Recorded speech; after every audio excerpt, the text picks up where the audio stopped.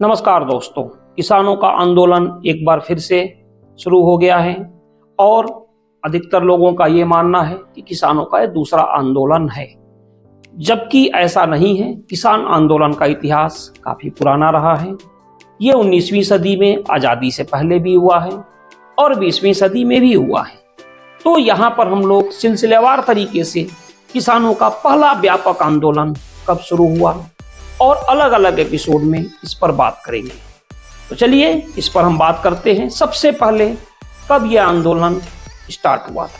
किसान आंदोलन की अगर हम बात करें तो सबसे पहले लोगों की जेहन में ये कब आया, जब मोदी गवर्नमेंट ने 27 सितंबर को 2020 को ये बिल लाए। 3 कृषि कानून थे। इसके खिलाफ किसानों ने पहली बार एक व्यापक प्रदर्शन किया। इसकी वजह से तकरीबन 13 से 14 महीने के बाद फ्राइडे 19 नवंबर 2021 को गवर्नमेंट ने इस कानून को वापस ले लिया। एक बार फिर से किसानों ने वापस आंदोलन किया है। उनकी कुछ मांगे हैं, सही हैं, गलत हैं, सरकार पूरी कर पाएगी, नहीं कर पाएगी, ये अलग मैटर है। हम यहाँ पे बात केवल ये करने जा रहे हैं कि किसानों का आंदोलन, अगर आप ये समझते हो कि यही 2 हुए हैं, या अधिकतर लोगों को ये लगता है कि किसानों ने यही आंदोलन किया है, तो ऐसा नहीं है। आज़ाद भारत में 19वीं सदी और 20वीं सदी में भी किसानों का आंदोलन हुआ है। किसी भी आंदोलन के लिए जब भी कोई आंदोलन हुआ है, उसमें 2 चीज़ें होती हैं जिसके नाम से आंदोलन को जाना जाता है। एक तो ये देखा जाता है कि आंदोलन किस विषय पे हुआ, उस नाम से जाना जाता है, या किस प्लेस से, किस जगह से यह आंदोलन स्टार्ट हुआ, तो फिर हम उसकी बात करते हैं। तो उसी के हिसाब से अगर देखा जाए तो 19वीं सदी में 3 बड़े आंदोलन हुए थे किसानों के। एक था नील विद्रोह के नाम से जाना जाता है, जो बेसिकली 1859 से लेके 3 साल 1862 तक चला। उसके बाद दूसरा जो था वो था पाबना आंदोलन। तीसरा है दक्कन। तो यहां पे हम सिलसिलेवार तरीके से बात करेंगे। आज हम यहाँ पे सबसे पहला आंदोलन जो नील विद्रोह के नाम से जाना जाता है, हम उसकी बात कर रहे हैं। नील आंदोलन की जो शुरुआत हुई, कैसे हुई, तो नाम से क्लियर है, नील की खेती को लेकर हुई। किसानों की स्थिति बहुत अच्छी कभी भी नहीं रही है और उसकी वजह है कहीं ना कहीं किसान प्रकृति पर आश्रित रहता है। अब प्रकृति पर अगर आप आश्रित रहोगे तो फायदे भी होंगे, नुकसान भी होंगे। फायदे के चांस कम होते हैं, नुकसान के चांस ज्यादा होते हैं। अब बात यही नील की हो रही है, तो इसमें सबसे बड़ी प्रॉब्लम ये आई कि किसानों को ये कहा गया कि आप ये खेती करोगे। देखिए, किसान इंडिपेंडेंट होता है, उसको लगता है प्रॉफिट हो रहा है, लॉस हो रहा है, ये तो फिर भी बर्दाश्त कर लेगा, किसान करता रहता है। लेकिन जब उससे ये कहा जाता है कि नहीं, आप इसकी खेती करोगे। नील आंदोलन में बेसिकली यही हुआ था। किसान धान की फसल नहीं बो सकते थे, उन्हें नील की फसल बोने के लिए बाध्य किया जाता था। एक्चुअल में क्या हुआ था कि नील की खेती 1777 में सबसे पहले स्टार्ट हुई और ये बंगाल में स्टार्ट हुई। आश्चर्य की बात है, अधिकतर चीजें, आंदोलन का एक तरह से केंद्र कई बार बंगाल भी रहा है हमारा। और यूरोप में उस समय नील की मांग ज्यादा थी। यूरोप में नील की मांग बहुत ज्यादा थी। अब प्रॉब्लम ये थी कि ईस्ट इंडिया कंपनी है। ईस्ट इंडिया कंपनी के लिए ये था कि उसे तो मुनाफा कमाना है। कोई भी कंपनी है, आज की डेट में भी देखा जाए तो व्यापारी का एक और केवल एक ही एम होता है, वो होता है कि मुनाफा कमाना। हालांकि इसमें कुछ लोग अपवाद हैं, रतन टाटा और सारे लोग हैं जो ये चाहते हैं कि चलो भाई, मुनाफा भी ठीक है और सोसाइटी के लिए भी हमें कुछ करना है। उसके बाद 1778, 1 साल के बाद, बिहार में सबसे पहले एक अलेक्जेंडर नोएल थे, उन्होंने नील की फैक्ट्री लगाई। अलेक्जेंडर नोएल ने नील की फैक्ट्री लगाई। भाई, अगर खेती हो रही है तो फैक्ट्री की भी जरूरत है। अब ये जो कंपनी थी, ये सबसे आगे थी नील के कारोबार में, तो ऑब्वियसली इन्हें एक फैक्ट्री लगानी थी। अब इसके बाद क्या हो गया कि एक तिरहुत कमिश्नरी थी, एक जिला था मुजफ्फरपुर का, उसका हेड ऑफिस था मुजफ्फरपुर, तो उसमें इन्होंने लगाया। और वहां के एक डीएम थे, इनका नाम था फ्रैंकवा ग्रेट। इन्होंने क्या किया कि एक तरह से ऑफिसर रहते हुए उस फैक्ट्री को बताया कि हाँ चलो भाई आप इसमें काम कर सकते हैं। और काफी हद तक मानवाधिकार तो अंग्रेजों के टाइम था भी नहीं, लेकिन फिर भी जो ऑफिसर होते हैं उनसे उम्मीद की जाती है कि चलो वो इस चीज को देखेंगे। लेकिन इनके साथ क्या प्रॉब्लम थी कि फ्रैंकवा नोएट ने मानवाधिकारों को किनारे रखते हुए मजदूरों को एक तरह से कहा कि भाई आपको इसमें काम करना है फैक्ट्री में, और उनसे जबरदस्ती ये काम कराया जाता है। समस्या वहां तक भी नहीं थी। समस्या क्या हुई कि फ्रैंकवा नोएट ने कई सारे पार्टियों में कई जगह अपनी बातों को, जैसे लोग सेखी बघारते हैं वैसे बोलने लगे कि मैंने ये किया, मैंने ये किया, मैंने इस तरह से किया। और था क्या कि 1857 में जो पहला विद्रोह हुआ था, विद्रोह बोलते हैं या हम लोग इसको प्रथम स्वतंत्रता की एक कोशिश थी जो क्रांतिकारियों की तरफ से की गई थी, उसको लेकर ईस्ट इंडिया पहले से ही चिंतित थी। उसमें भी बहुत सारी प्रॉब्लम्स थी लोगों के साथ। लोगों ने ऑर्गेनाइज तरीके से नहीं, खुद ही इसका विरोध किया था।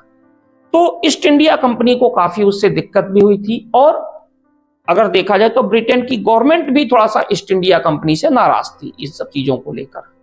तो जब फ्रैंक नोएट ने ये कहा कि भाई ये सारी समस्या आ रही है, तो ये कहा गया कि चलो भाई इनको हटाया जाए, और फिर कंपनी ने उनको हटा दिया। कंपनी असहज हो रही थी, वैसे भी होता है, आज की डेट में भी है। सरकार अगर किसी भी मातहत से, अपने एसपी से, डीएम से, उनकी कार्यप्रणाली से या किसी तरह का ब्लंडर होता है, तो सीधा कॉन्सेप्ट वही है कि उनको वहां से हटा दिया जाता है। बर्खास्त की होना ना होना यह बात की चीज है। अब था क्या, इसी टाइम में डच भी आ गए और उन्होंने मोतीपुर में एक फैक्ट्री लगा दी। अच्छा, फ्रांसीसी भी थे। तो इन सब चीजों की वजह से सब लोग एक दूसरे के क्या थे, कट्टर प्रतिद्वंदी थे। लेकिन अंग्रेजों को लगा कि यार एक काम करते हैं, इनको हटाते हैं यहां से। और एक तरह से अंग्रेजों ने इन सबको वहां से हटा दिया। और जितनी भी नील की फैक्ट्री थी, अंग्रेजों ने क्या किया कि इस पर अपना एकाधिकार कर लिया। अब प्रॉब्लम कहां से शुरू हुई ये समझिए। मजदूरों के लिए नील की खेती इतनी आसान नहीं थी। सबसे पहली दिक्कत तो ये आती थी कि जब नील बनता था तो वहां से बहुत ही तीखी स्मेल, बदबू आती थी, सड़े हुए अंडे के जैसे। तो इसकी वजह से मजदूरों के सूंघने की जो शक्ति थी वो भी कम होती जाती थी। मजदूर मजबूरी में इस चीज को करते थे। काफी हद तक शुरुआत में केवल वही लोग थे जो यहाँ पे दलित या निम्न वर्ग से आते थे, जिनके पास अपने लिए कुछ नहीं होता था। अच्छा, यूरोप में इसकी मांग कंटिन्यूअस बढ़ती जा रही थी, तो इसके लिए अब हमें जरूरत पड़ी और ज्यादा मजदूर की। और फैक्ट्री भी और लगाने लगे, मजदूर की जरूरत पड़ने लगी। तो फिर दक्षिण बिहार से कुछ आदिवासियों को लाकर वहां बसाया गया। अब बिहार के लिए ये परंपरा काफी पुरानी रही है। कई लोग व्यंग से बोलते हैं कि सबसे ज्यादा पूरे भारत में आईएएस और मजदूर की सप्लाई बिहार ही करता है। हालांकि मैं इससे बहुत सहमत नहीं हूं। सब जगह की अपनी भौगोलिक स्थिति होती है, ये समस्याएं होती हैं कई बार। और समस्या इतनी आसानी से अगर निजात मिल जाए तो समस्या है क्यों। अब खैर हम आते हैं अपनी बात पे। तो अब जब आदिवासी आ गए तब भी ये कम ही पड़ रहे थे। क्यों कम पड़ रहे थे? क्योंकि मांग वहां पे लगातार बढ़ती जा रही थी। और कुछ जो मजदूर थे उनके साथ इतना खराब बर्ताव हो रहा था कि अगर उन्हें थोड़ा सा भी कोई ऑप्शन मिलता तो ये क्या करते थे कि कहते भैया तुम अपनी कंपनी देखो, हम निकल रहे हैं। तो इसकी वजह से ये काफी प्रॉब्लम हुई। हाँ, जो आदिवासी यहाँ पे आए, जिन्हें कि यहाँ पे धागड़ कहा जाता था, ठीक है, इस जिले में ज्यादातर जो भी काम होता था वो अनाज को देकर और अनाज को लेकर ही कराया जाता था। ज्यादातर जो सौदा होता है वो हमेशा अनाज से होता है। और उस समय भूख एक बहुत बड़ी समस्या रही है। हम अभी भी है मानवता के लिए। कई लोग आज भी कहते हैं कि भूखे पेट कई लोगों को सोना पड़ता है। लेकिन नील की खेती का जो सौदा था वो एडवांस में होता था, हमेशा कैश में होता था। इसके पीछे अंग्रेजों का लॉजिक ये था क्योंकि मैक्सिमम जो इंडिया के लोग हैं उनके पास पैसे नहीं है। अच्छा, पैसे जब नहीं है और नील की खेती का सारा जो पैसा है जो भी डीलिंग है वो कैसे होगी? एडवांस देकर होगी, पैसे देकर होगी। तो इससे इंडियंस इससे दूर रहे। इसीलिए उन्होंने कैश का ही काम किया ताकि कैश में इस सब चीजों को किया जाए। लेकिन मजदूरों की स्थिति कंटिन्यूअसली इसमें खराब होती जाती थी। अब इतनी ज्यादा प्रॉब्लम मजदूरों को भी उसमें होने लगी, किसानों को भी प्रॉब्लम होने लगी। किसानों के लिए दिक्कत क्या थी कि उनसे ये कहा जाता था कि आपको ये काम करना है। अब इसके लिए एक लेखक थे, बंगाली पत्रकार थे, हरीश चंद्र मुखर्जी। उन्होंने द हिंदू पैट्रियट में सबसे पहले किसानों की दुर्दशा और मजदूरों की इस पर बात की कि देखो भाई, नील की खेती की वजह से किसानों और मजदूरों को कितनी प्रॉब्लम हो रही है। अब इसके बाद एक और थे आपके नाटककार, इनका नाम था दीनबंधु मित्रा।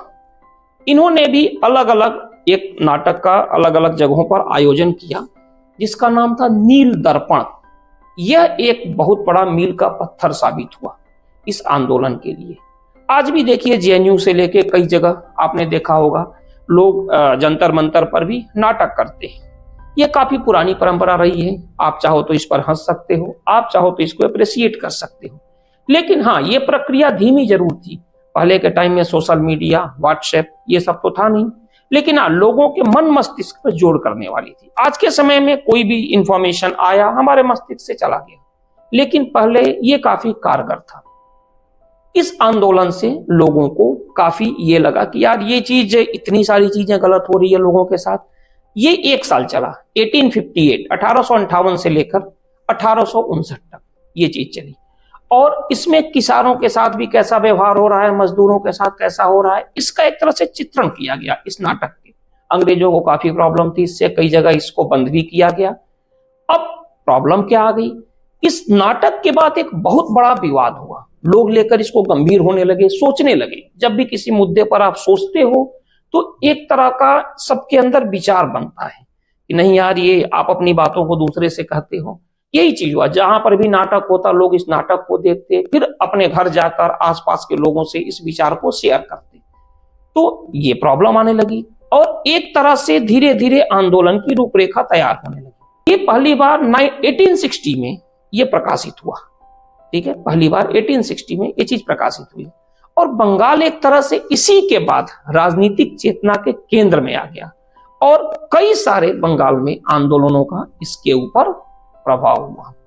अब यूरोप के जो बागान मालिक थे उनके साथ क्या हुआ, किस तरह से ये चीजें आगे बढ़ी, हम इस यूरोप में लगातार इसकी मांग बढ़ रही थी, लेकिन यहाँ पे किसान इसको करना नहीं चाहते थे।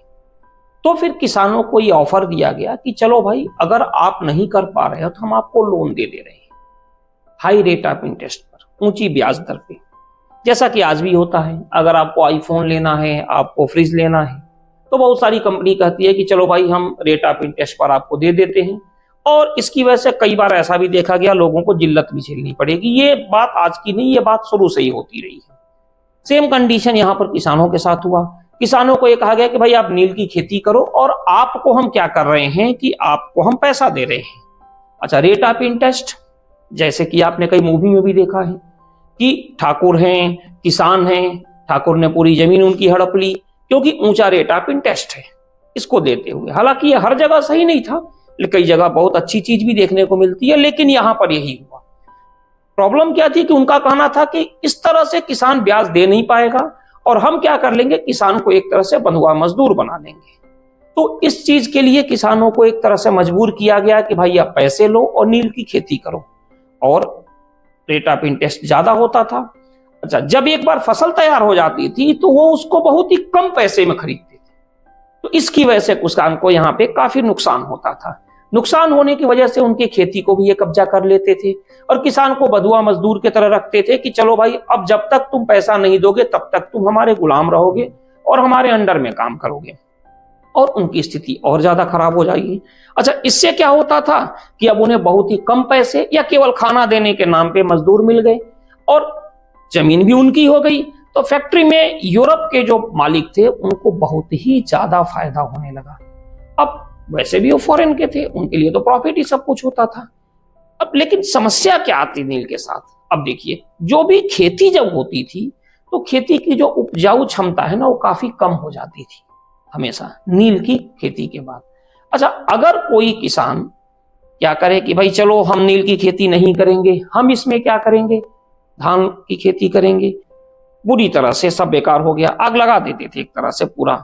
दूसरी प्रॉब्लम क्या आती थी कि नहर का पानी है, खोल देते थे, पूरा डूब गई फसल, तो उन्हें इवन परिवार के सदस्यों का भी अपहरण कर लेते थे वो मालिक कि भाई चलो तुम्हारे परिवार, अब ये आदमी क्या करेगा, परिवार का अगर आपने अपहरण कर लिया तो वही कहेगा कि भाई आप जो कहो वो हम कर रहे हैं। लेकिन इसकी वजह से विद्रोह लोगों के मन में धीरे धीरे घर करता जा रहा था।